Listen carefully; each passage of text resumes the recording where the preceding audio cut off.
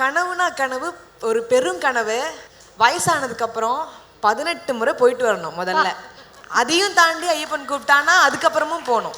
கரெக்டா எழுதிருக்காங்க. கரெக்டா எழுதிருக்காங்களா? கரெக்டா எழுதிருக்காங்களா? அண்ட் பிரசாதம் ரெண்டு பேருமே வந்து புளியோதரை தாங்க. ரெண்டு பேருக்குமே புளியோதரை தான். ரெண்டு பேரும் 4 பேருமே அதை தான் எழுதிருப்போம்.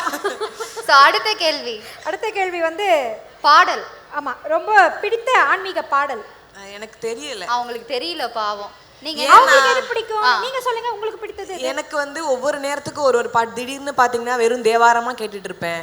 திடீர்னு வந்து ஐயப்பன் பாட்டா கேட்டுட்டு இருப்பேன். திடீர்னு அம்மன் பாட்டா கேட்பேன். இந்த பாட்டு தான் இன்னைக்கு என்ன உருக்குச்சின்னு என்னால முடிவு பண்ணவே முடியாது. இல்ல, ஆனா அவங்க ஒரு பர்టిక్యులர் சாங் எழுதிருக்காங்க.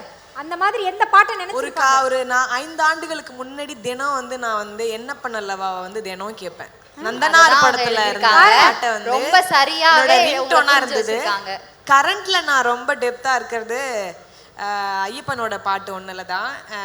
நெய்யாலே அபிஷேகம் செய்திடுவோம் ஐயப்பா